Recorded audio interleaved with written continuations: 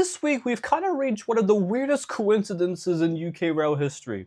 Now, the UK has rarely suffered from derailments, but recently there was a derailment in East Sussex that happened yesterday, and then another one.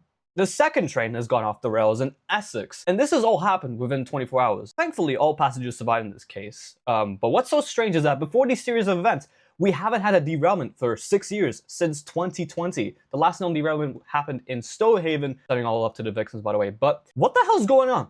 Why did we suddenly end up with 2 derailments? Well, let's find some obvious connections to this. Now, both derailments happened in counties that ended with sex, but both areas, just like the entire country, went under a heat wave at a time of the event. Heat is a pretty obvious answer. I can already sense the comments typing out the reason before I'm even mentioning it. I mean, when I was first looking into this topic on Instagram, I met up with a severe alert notification that wildfires can happen. I mean, listen, heat waves have been a problem recently, and the temperatures in these areas were pretty high. I mean, this one in the Lewes area happened pretty much at 35 degrees Celsius, whereas the temperature in Wickford, Essex, happened at 31 degrees Celsius. Now, just like on ground heat, rails can get hotter than the air temperature. Breaking news, metal conducts heat. Wow, duh. I mean, people can fry eggs on these things. And in this case, rails can get 20 degrees higher than the actual air temperature. So in this case, if it was 35 degrees Celsius in Essex, the rails would have been at 55 degrees Celsius. And when tracks become too hot, which usually would be at this sort of temperature, they start to expand, they start to weld differently and start to warp, which leads to derailments like this. So yeah, that would have been the case for why these derailments happen, although both cases as of recording are under investigation and what happened in these events, but this is the highly likely explanation as to why. Now here's the thing, we've had heat waves before. We went on higher temperatures as high as 38 degrees and no rails caused any derailment beforehand. Now this all just feels very strange to me, and I'm not the only one. This is why people went to other explanations too. Some people just went off and just blamed the Great British Railways for this sort of stuff. I mean, they're very new, they're new to the family, and the fact they immediately started off with 2 derailments that went under the 2 nationalized companies, a little sketchy. No, obviously that would have been the case, but it does bring me to another reason that some people have said. It is the infrastructure itself. Now in the UK, this is a thermometer by the way, rails typically go at about 27 degrees. That is their rail temperature in this case. And this is also the mean temperature for UK summers.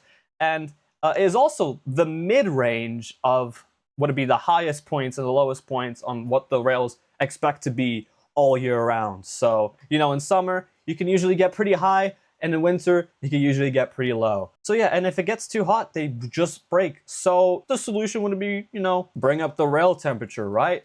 Well, not really, because you're kind of eliminating the lower factor of the range, and when the rails get too cold, now you're just bringing back the issue again, but you do it in the winter instead. So what they usually do is put up speed restrictions to add less pressure on the rails, and then like the buckling starts to be less apparent, which makes it much more safer to be in. And even in some cases, they tend to paint the rails white to prevent the overheating, which cools down the rail actually by 5 to 10 degrees. And it actually doesn't change the rail temperature, so it can also be safe during the winter. But unfortunately, the circumstances have not adapted the services with the conditions this way. And yeah, we've kind of ended up in this weird circumstance. Thankfully, the infrastructure is safe enough that no fatalities happen as a result. For these sorts of derailments, it could have been so much worse. Their infrastructure is still described as safe, and accidents happen very rarely in this case. And according to the Department of Transport, we are still one of the safest in the world. But of course, this stuff is highly taken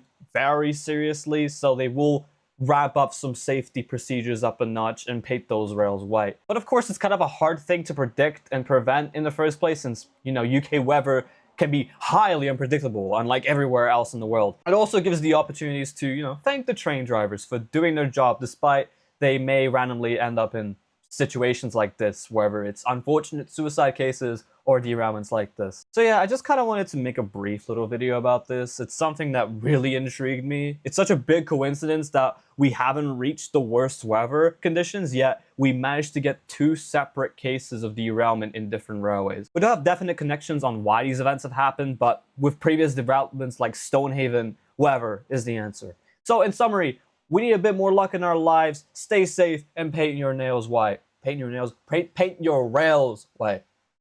Thanks for watching.